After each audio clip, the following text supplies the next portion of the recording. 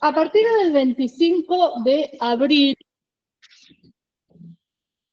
existe la posibilidad de que, no sé si tienen que cursar otra cosa, de que vengan más temprano.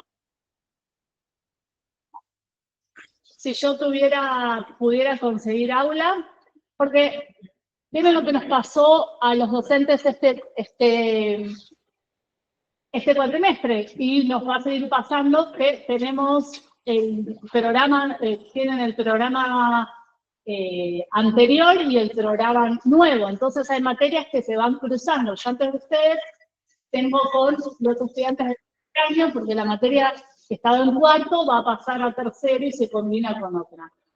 Bueno, en general, ¿hay alguien que no pueda, o puede ser virtual, puede ser presencial, respetar el espacio de esta hora con la misma dinámica que venimos teniendo, ¿no? Aquí le presencial o virtual. Yo lo que quisiera es poder estar un poco más con ustedes y trabajar un poco más, porque yo, a partir del 25, ya no tengo que dar la otra parte en la otra materia, y entonces tengo el tiempo para poder darles un poco más a ustedes, y la verdad que preferiría si es así. Así que bueno, les pido, si yo aula y todo eso, yo les avisaría a través del campo.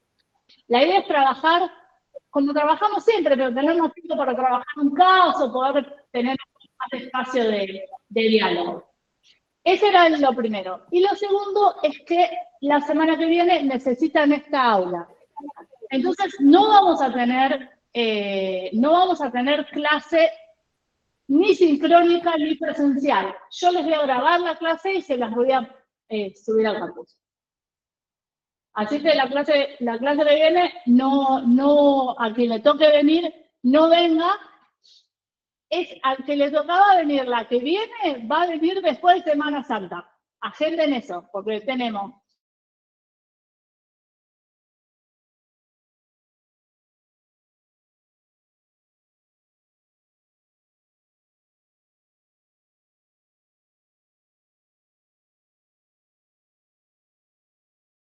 Repito que le tocaba venir.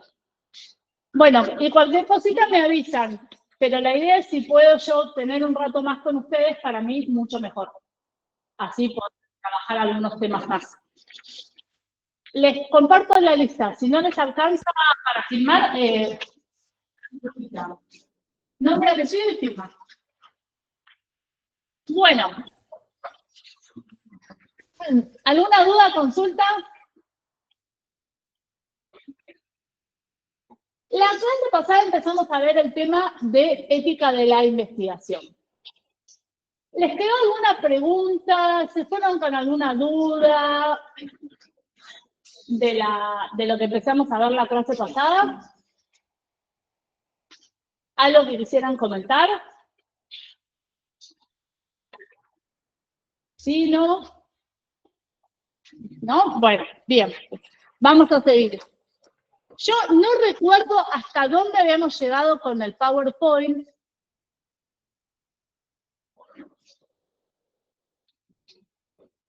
Habíamos llegado a ver los problemas clásicos, como el consentimiento informado, el balance positivo de riesgos y beneficios. Sí, habíamos llegado. Bien.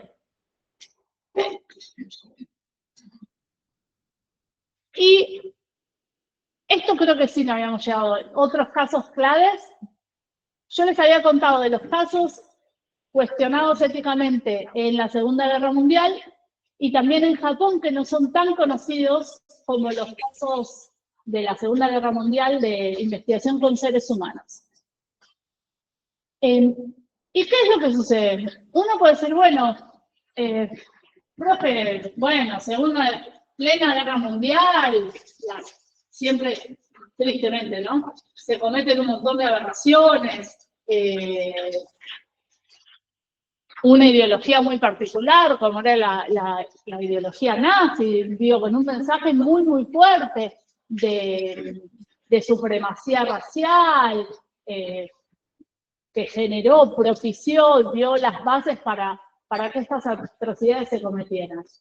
Pero lo cierto es que luego nos encontramos, lo vimos, post Segunda Guerra Mundial, con un montón de casos cuestionados éticamente.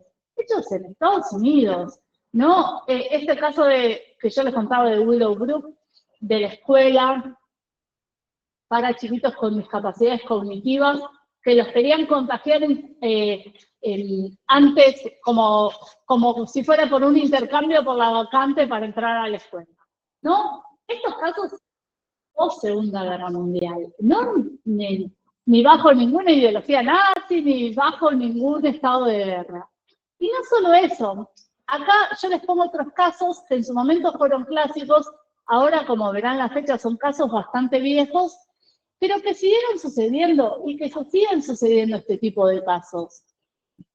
En 1991, un caso tuvo mucha prensa que fue otro caso vinculado a la hepatitis A. Un laboratorio plantea una investigación para una vacuna contra la hepatitis A. Hepatitis A que es prevalente en Tailandia. Uno de los puntos que se empezó a plantear desde un punto de vista ético es que se investigara en poblaciones sobre enfermedades que fueran importantes para esas poblaciones. No que investigáramos sobre X población, algo que esa población no tiene. O sea que literalmente lo estamos usando como conejillos de indias, ¿no? Como se dice, simplemente para investigar con ellos. En Tailandia, la hepatitis A era prevalente, entonces tenía mucho sentido que ese laboratorio fuera a Tailandia a hacer esta investigación. Pero ¿qué es lo que pasó? Convoca el laboratorio para que participen niños, niñas, jóvenes, en un número muy, muy grande, más de 600, y se empieza a perfilar cómo iba a ser esta investigación, ¿no? Era una vacuna que iba a ser muy costosa, que solo iba a cubrir por muy poco tiempo, cuyo laboratorio quería comercializarla con fines turísticos. Tipo, para el que viajara a Tailandia y se fuera ahí a estas zonas paradisíacas de Tailandia, no sé si han visto fotos, que se pudiera vacunar contra la hepatitis A para no contagiarse. Porque era una vacuna que no iba a estar, no le iba a poder pagar la población local. Cuando esto sale a la luz, hubo un escándalo tremendo, porque imagínense que vienen acá a nuestro país, Argentina, a probar una vacuna que no la va a poder pagar nadie, más que 3 personas, cuyo fin únicamente es, o imaginen como en Brasil la fiebre amarilla, ¿no?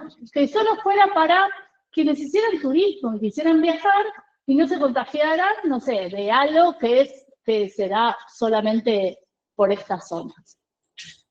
Sumamente cuestionado el laboratorio. Se empezaron a ver y encontrar distintos tipos de casos de este estilo, donde nuevamente vemos que se trata a las personas de forma diferente, por ser de otro país, ¿no? Porque eso no lo hubieran hecho con chiquitos suecos, norteamericanos o alemanes, ¿no? Lo hicieron con chiquitos tailandeses, fíjense. Esto empieza a ser muy, muy cuestionado y todo el aparato ético y ético-legal de la ética de la investigación apunta a ir justamente cubriendo todos estos aspectos de la investigación con seres humanos para que estas cuestiones no vuelvan a suceder. Lo que nos encontramos entre los problemas actuales es los niveles de tratamiento a brindar durante la investigación y el estándar único versus el doble estándar. Esto se da en casos en los que, por ejemplo, hay otra investigación que aparecía en la diapositiva anterior, en los que se planeó una investigación para evitar la transmisión vertical del HIV-Sida de mujer embarazada al feto, con un diseño de investigación para países de así llamados primer mundo y otro diseño de investigación para países del tercer mundo. En el primer caso se probaba el tratamiento disponible para evitar la transmisión vertical y el nuevo tratamiento, que tenía el beneficio de ser mucho más sencillo y más corto, ¿no? Entonces en la práctica iba a ser mucho más efectivo de llevar a cabo. Y en los países de muchos países de África, se planeó probando placebo, o sea, nada, contra el nuevo tratamiento. Si vos tenés una mujer embarazada con HIV-Sida y no le das ningún tratamiento para prevenir el contagio, ¿qué va a suceder? Contagia al bebé. Y los laboratorios justificaban esta investigación diciendo, bueno, pero si esta población no tiene nada igual, no va a hacer ningún tratamiento para prevenir el contagio vertical del HIV-Sida.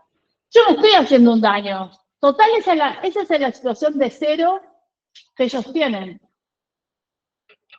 Fíjense qué perversidad en estos argumentos, que hay algo de cierto, que esa población no tiene, pero ¿qué es lo que está mal ahí? Que este laboratorio va a aprovecharse de esta situación. Esto en términos éticos se llama explotación. Vos aprovechás la situación de vulnerabilidad de un grupo, de un conjunto de personas, para tus propios fines. En este caso, investigar, ¿no? En un contexto vos investigás con todos los recaudos éticos, probás la medicación vieja contra la nueva, que es mejor, más breve y demás, y en el otro caso, contra placebo, que es más barato, que es más rápido, y argumentando que, bueno, que uno, daño no cometés, y total ellos no tendrían nada. Esto en términos éticos se llama doble estándar. ¿Por qué se llama doble estándar? Porque vos tenés un estándar de cuidado para ciertas personas y otro estándar de cuidado para otras. Por eso tenés un doble estándar. Tratás a las personas distintos. Es como, imaginen, yo como docente, que tratara de una forma a las mujeres y otra forma a los varones. Como una forma a los que son de Villaguay y a los que no son de Villaguay. ¿Se entiende? A los que tienen, no sé, cierto color de piel u otro color de piel. Eso es hacer un doble estándar. No es tratar a todas las personas como igual. Ustedes son mis estudiantes. Yo no sé, no importa qué edad tienen, si son de Boca de River, si son peronistas, macristas, mileístas, no me importa. Son mis estudiantes, todos iguales. Ante mí, ante la evaluación, ante mis criterios, ¿no? Yo no los trato distintos. Esto es lo que se hace. Cuando vos tenés un doble estándar, tratás distintos por su situación económica, su apellido, su color de piel, su género, su sexo, su orientación sexual, lo que quieran, cuál sea el estándar. Pero esto es lo que se critica desde un punto de vista ético. Ahora, otro problema actual es el uso del juego del placebo. Fíjense que yo les decía, en esta investigación sobre transmisión vertical, el riesgo era mucho. O sea, si vos no le dabas nada, se iban a contagiar. Y una cosa es llegar a este mundo con VIH-Sida y otra cosa es llegar a este mundo sin VIH-Sida. No es lo mismo. No, siendo que hoy por hoy, no hace muchos años atrás, pero hoy por hoy es evitable ese contagio. Podemos evitar que se contagie. No al 100%, pero a una tasa altísima podemos evitar el contagio. Esto es lo que se empieza a también, que se empieza a debatir. ¿Cuándo podemos usar placebo? Lo que te dicen las normativas internacionales actualmente es que se puede usar cuando la enfermedad no es grave, y cuando no hay otra medicación disponible.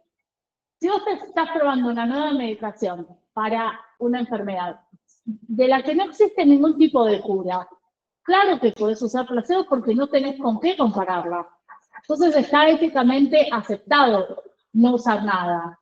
Porque vos lo que querés saber es si la medicación que vas a dar es mejor que nada, justamente, ¿no? Si presenta una mejora o no.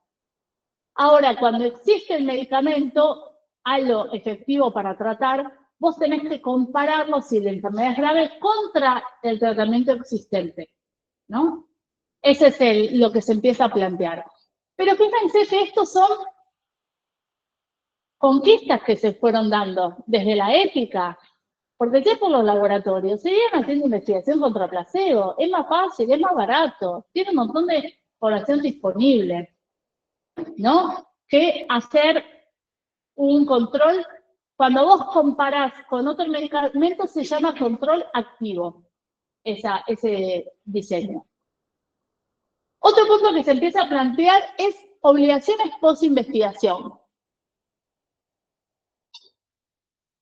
¿Alguno participó de las pruebas para las vacunas contra COVID-19? ¿No? Porque hay muchas personas en Argentina que participaron. Cuando pensamos en las obligaciones post-investigaciones, ¿qué le debemos a las personas por haber participado en una investigación? Entonces, imagínense que ustedes han participado de la vacuna contra COVID-19 en plena pandemia, ¿no? Además. Y se descubre a raíz de esta investigación que una sola, que existía, ¿se acuerdan del recontagio? O sea, que vos te podías volver a contagiar, que una vacuna no era suficiente. Entonces, esa persona que fue sujeto de investigación, participante, ¿le debemos también una segunda dosis? ¿Qué les parece? ¿Qué dirían? Que sí. Se empieza a plantear, bueno, la persona puso su cuerpo, su salud. Cuando probamos algo en seres humanos, si bien tenemos estudio de laboratorio, no sabemos qué va a pasar. Y entonces, lo mismo, desde la ética, que después se traduce en leyes, se empieza a pedir más. Le debemos mucho a esas personas que participan en las investigaciones. Deberíamos brindarle, si probamos una medicación, bueno, eso se negocia en el marco de un comité de ética, entre el laboratorio, el equipo de investigación. Literal, se negocia qué se le va a dar a los sujetos post-investigación, o sea, después de la investigación. Porque a veces se prueban enfermedades que son crónicas. Entonces, ¿qué es una enfermedad que le vas a tener que dar toda la vida? Bueno, ¿cuánto se le da? A veces lo que se hace es que, si es un medicamento que está en prueba, se le da por ejemplo, hasta que sale al mercado, que pueden pasar como años hasta que eso suceda, ¿no? Entonces, la idea es que justamente a las personas se le brinde ese beneficio. Piensen en el medicamento, en los antirretrovirales cuando se probaban. Pónganse en contexto, década del 80, principio de los 90, HIV-Sida, enfermedad mortal, te mataba en 6 meses. 6 meses, chicos, a esta edad, a cualquier edad, no importaba el género, nada. Chau, eras boleta. Participaste de una investigación, el antirretroviral, la AZT, resultó beneficioso y terapéutico, bajaba la carga viral. ¿Qué hacemos? Una vez que termina la investigación, ¿qué hacemos con los pacientes que participaron? ¿Se la seguimos dando o no se la seguimos dando? Esa es la pregunta por estas obligaciones post-investigación. ¿Qué empieza a hacer la comunidad internacional? Sí, hay que dársela. El laboratorio tiene que poner el dinero y contemplar esa obligación, ¿no? Fíjense que yo les decía en las primeras clases que justamente que la disciplina bioética, que parece muy filosófica y muy que hablamos del bien y del mal, es algo que está vivo y que forma parte de este día a día de la atención de la salud, de la investigación, del cuidado. Y que justamente siempre con un foco en las personas, en las comunidades, en los grupos y, por supuesto, en los grupos más desaventajados, busca tratar de brindar lo mejor posible, ¿no? Que en estas cuestiones se ven como con mucha claridad. Bien, otros problemas muy actuales tienen que ver con la recolección, almacenamiento y uso de materiales biológicos y uso de datos en investigaciones en salud, temas que no vamos a ver con detalle, pero fíjense que hoy por hoy, además, contamos con una cantidad de información que tenemos no sé ni dónde está mi teléfono, en los teléfonos celulares, historias clínicas disponibles, datos de salud que circulan por todos lados. Estos son debates muy, muy fuertes que se están dando con respecto a los resguardos éticos en relación con este tipo de información. Y otro punto también muy importante es la integridad científica. Yo les estoy contando de un montón de requerimientos éticos que se tienen que cumplir. Y el punto central que empieza a aparecer es que justamente todo este proceso de investigación se realice con integridad, con honestidad, que se dé información fidedigna de lo que ha sucedido, si hubo efectos adversos que se informen, si hay conflictos de interés. Esto es algo muy, muy importante. Si hay conflictos de interés que se expliciten, ¿no? Bueno, yo soy director de un hospital y resulta que mi cuñado es el dueño del laboratorio. Eso es un conflicto. Y yo le busco pacientes del hospital para que participen de su protocolo de investigación. ¿Se entiende el conflicto?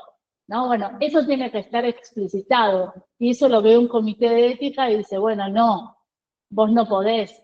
Siendo tu cuñado el dueño del laboratorio y vos director del hospital, no pueden salir los pacientes de ese hospital. Tienen que ser buscados en otro centro en donde no haya este tipo de conflicto, ¿no? Bien. Esto es simplemente como un resumen. En esta clase de ética de la investigación estuvimos viendo que se los llamaban sujetos de investigación. Ahora se suele hablar de participantes, que son las personas que literal participan de la investigación. A veces probando un nuevo medicamento, a veces un tratamiento, ¿no? Dependiendo. En Kinesio, ¿cómo podrían ser los participantes? Probando cualquiera de los aparatos que ustedes utilizan, cualquiera de las técnicas que ustedes utilizan con sus pacientes. Esos serían sus participantes. Foco central de la ética de la investigación, cuidar a las personas que participan. Investigadoras e investigadores. En general suele haber un investigador o investigadora principal y un equipo de investigación. El principal es la persona responsable, ¿no?, del proyecto, quien tiene que justamente velar por no solo el bienestar de las personas que incluyen su investigación, sino porque se lleve a cabo adecuadamente esta investigación, ¿no?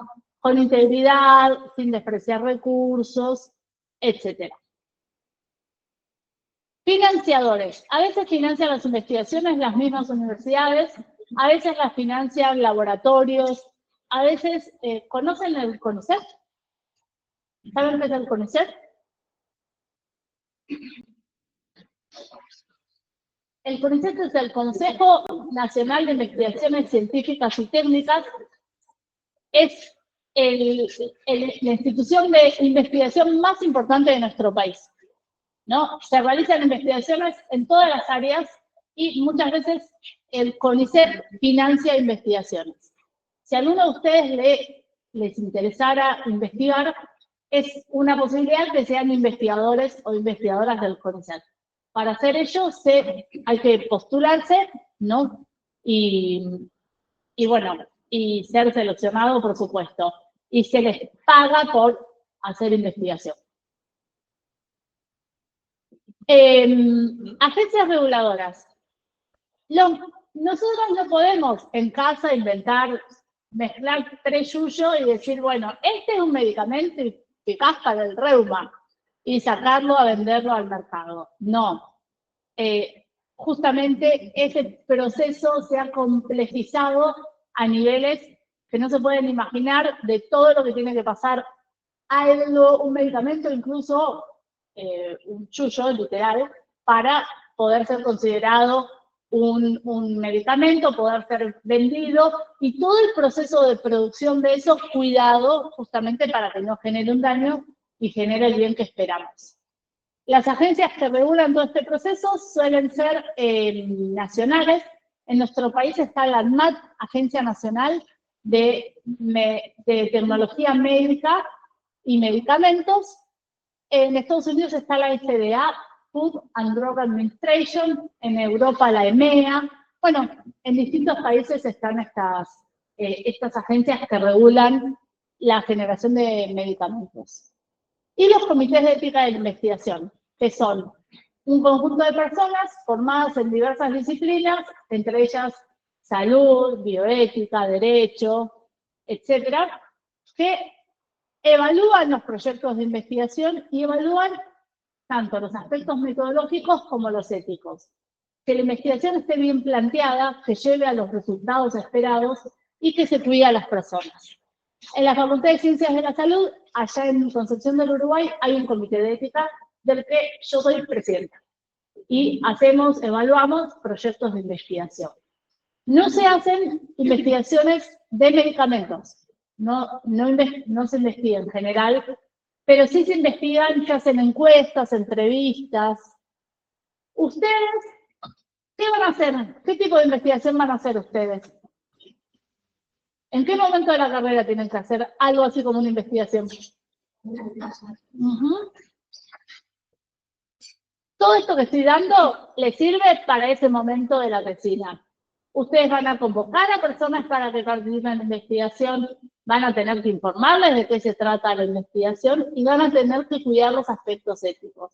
Porque ustedes serían sus investigadores principales de su propio proyecto de investigación. Llegado el momento, si necesitan ayuda, me pueden escribir para cuidar los aspectos éticos de sus propias investigaciones. Bien, hasta acá hemos llegado a esta segunda parte de la unidad que era dedicada a la ética de la investigación. Me gustaría ahora que viéramos el caso que teníamos asignado para esta clase, que es el de Tuskegee. Lo tienen ahí en el campus para mirar. Antes de ir al caso, ¿tienen alguna duda, consulta de lo que estuvimos viendo? ¿Se pueden juntar en grupo para verlo? Acá presencial o virtual. Lo leen, no es tan largo, es una página y ahora lo ponemos en común. ¿Cómo es el nombre? Tuskegee, creo que está como guía de trabajo número 2, ¿puede ser? Sí.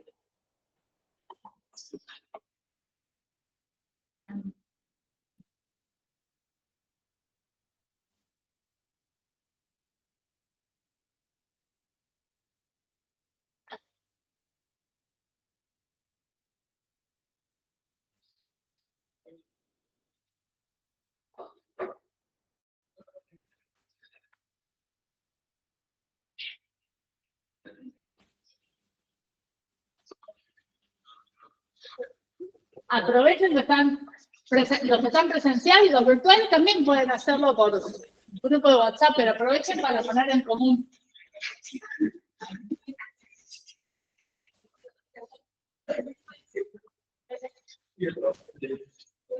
Muchas gracias.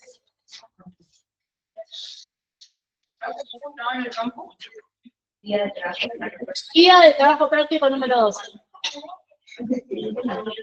¿No le faltó firmar a nadie? Bien.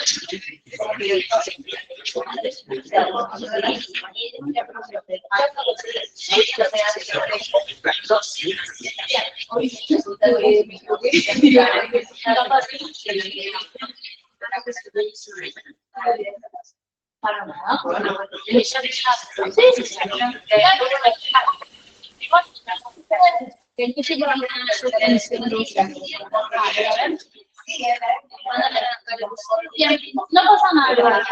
Si está el presente, muy bien.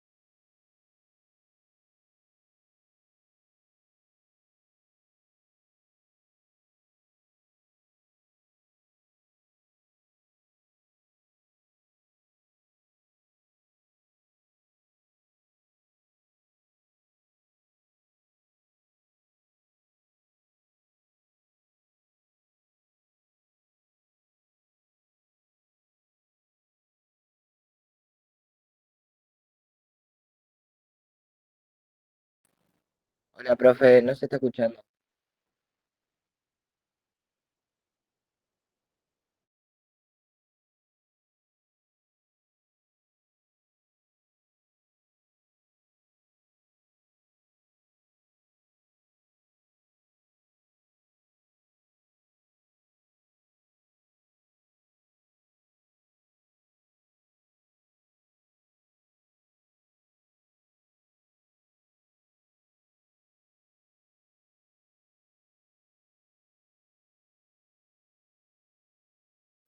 Profe, no se escucha.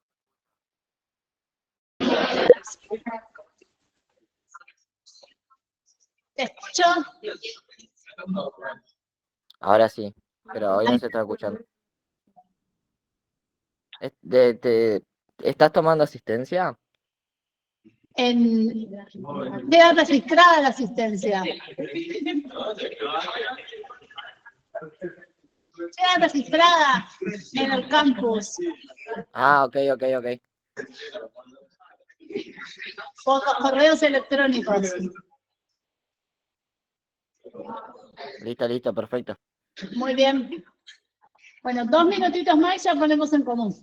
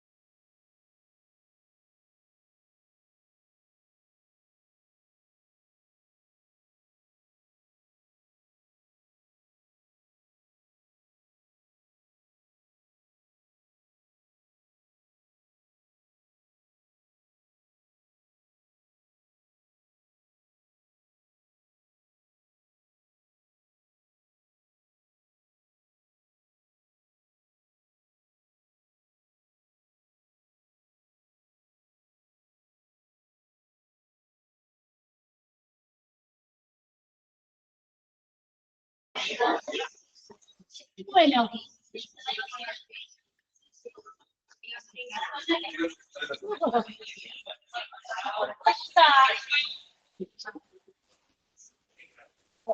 Vamos a ir poniendo en común. ¿Quién se anima a contarme de qué trata este caso?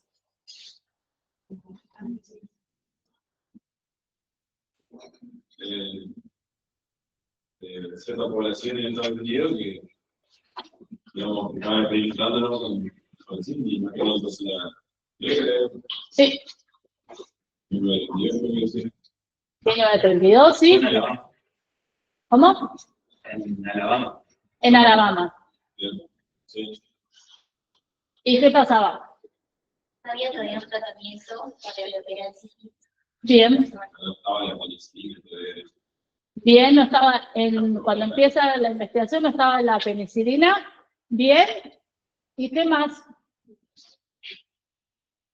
Yo cuando les pregunto, no sé ustedes qué era lo problemático, ¿no? Si ustedes tuvieran que contarles a un colega, ¿qué es lo problemático acá en este caso? Porque uno podría decir, bueno, que está bien investigar sobre enfermedades, ¿no? Bien, era muy prevalente la sífilis. Bueno, eso es un dato importante porque... Exacto. En sí, ¿cómo hicieron el tratamiento? Que básicamente querían saber el curso de la enfermedad, pero se veía y muriendo gente. No. Bien, ahí está el meollo, ¿no? Pues fíjense que acá, por acá una compañía decía, bueno, era prevalente. Eso es algo que, desde un punto de vista ético, puede ser importante, que vos investigues algo que es prevalente en una región, porque justamente querés averiguar más, pensando, ¿no?, con buenas intenciones, para tratar esta población. Acá no eran eso, no era ese el caso, que era justamente el meollo de la investigación. Bien, bien. ¿Cuál era la primera pregunta?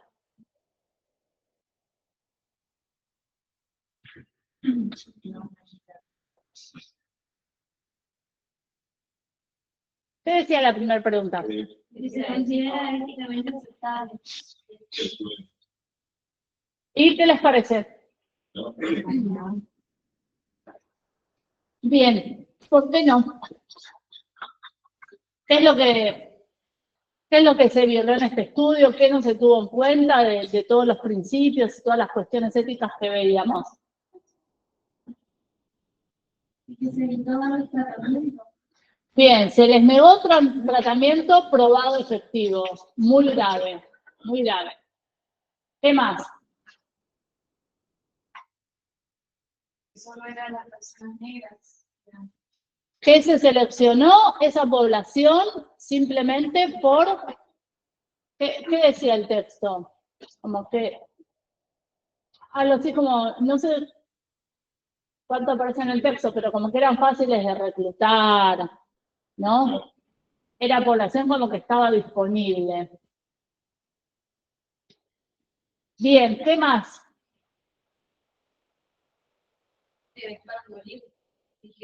Para que pase como el curso natural de la enfermedad y para morir a mujer. Bien, en línea con lo que decía la compañera, que se le negó el medicamento y como consecuencia de eso se los dejaba morir. Bien, ¿qué más? ¿Qué otra cosa estuvo mal acá? ¿Cómo sería eso? ¿Que se interrumpió o que no se interrumpió? No, acá dice que se interrumpió en el 69. No, ya en el 72. Claro, se interrumpió porque se lo denuncia. Una periodista lo descubre el caso, sale a la luz, se arma un escándalo que no les explico. Todo Ahí esto- interrumpió. Claro, por eso les preguntaba, ¿se interrumpió? Estaba bien que se haya interrumpido, no, pero pensé que decías que capaz que se me había escapado algo que se interrumpió y que debería haber seguido. ¿Qué otra cosa estuvo mal en esta investigación? Además de todo lo que señalamos.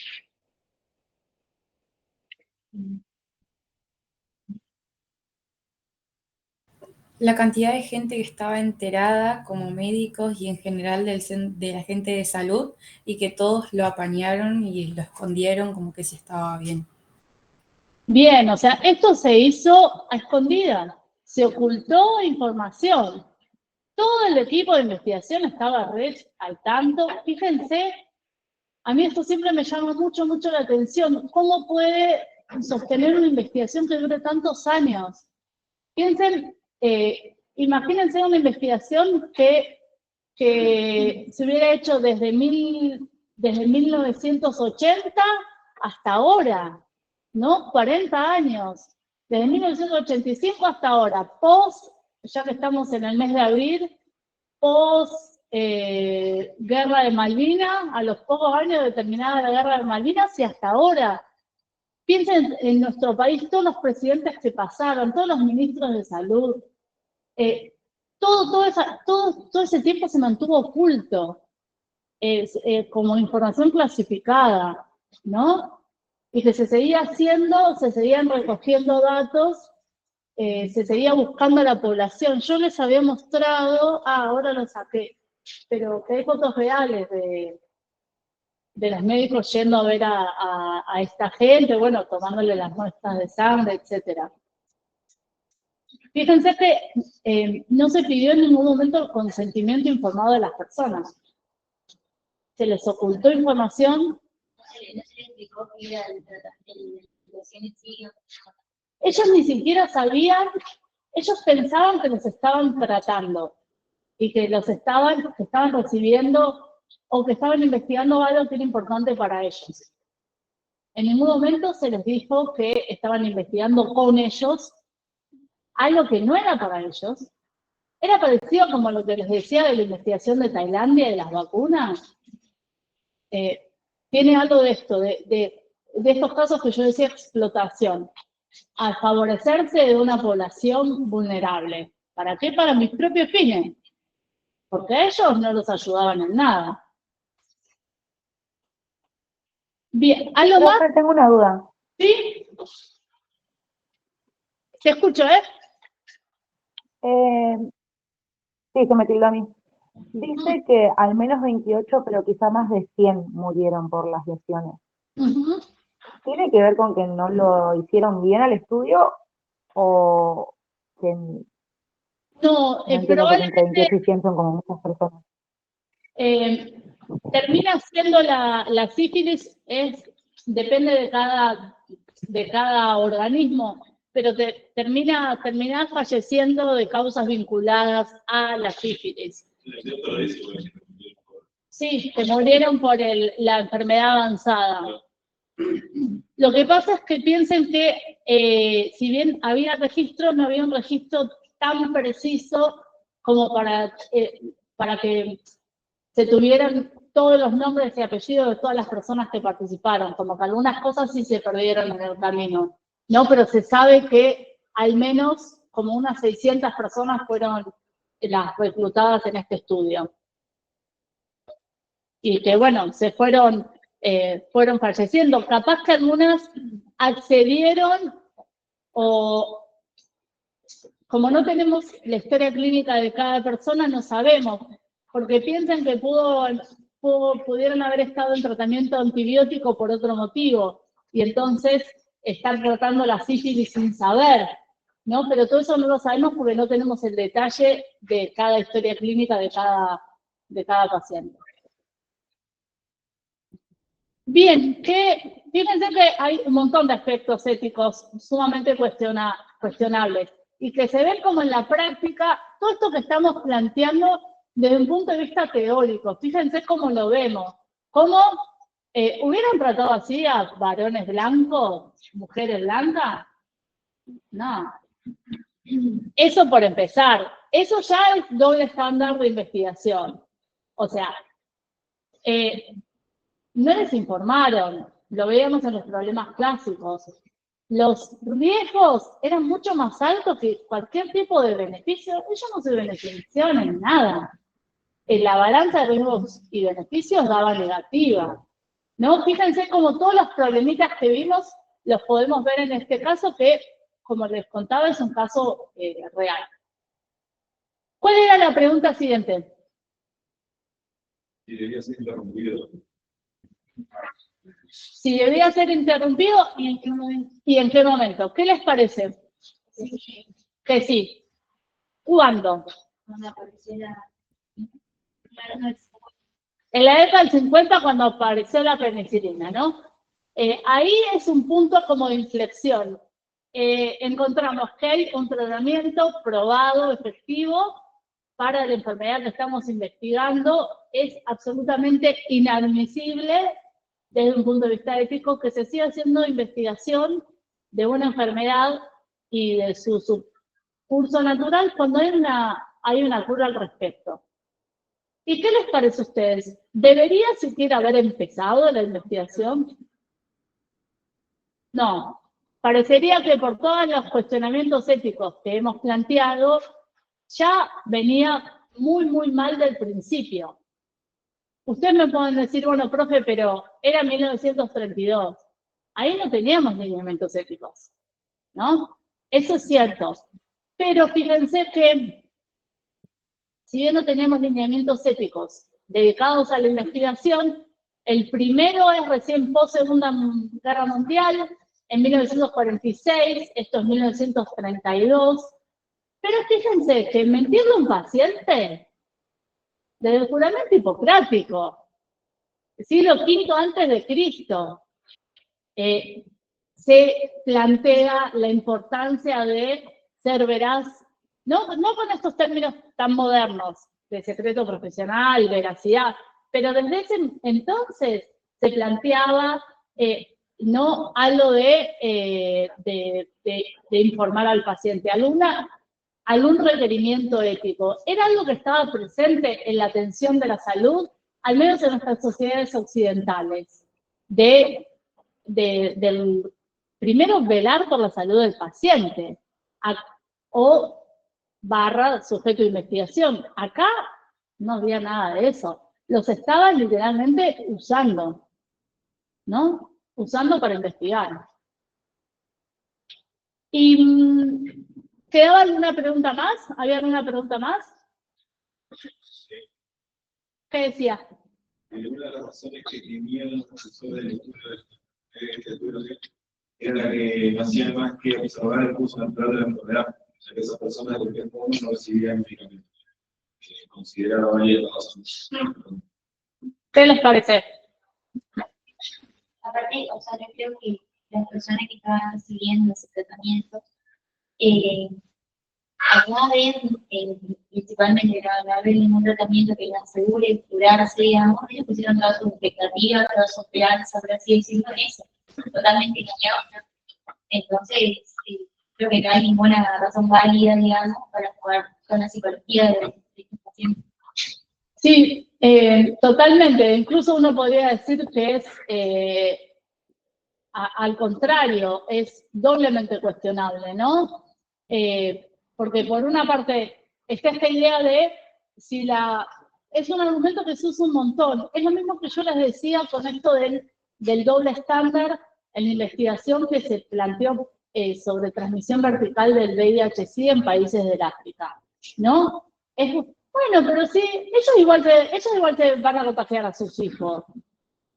Yo voy, bueno, les doy encima algunas mejoras y la mitad tiene la chance de tener acceso a una medicación, ¿no? Fíjense, son argumentos que se utilizan un montón, tristemente, ¿no? Que en realidad ahí decían, bueno, ellos igual no iban a acceder a ningún tipo de tratamiento. Yo de paso aprovecho, tengo unos datos, avanzamos la ciencia, avanzamos la medicina. Fíjense que eso se suele usar un montón. Pero desde un punto de vista ético es muy cuestionado, ¿no? Porque nos estamos aprovechando de una población vulnerable en muchos aspectos.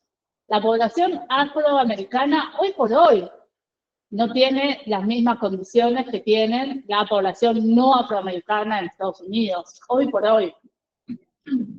Personas enfermas, personas con enfermedades de transmisión que se transmiten sexualmente, lo mismo, o sea, digo, había un montón de puntos cuestionables.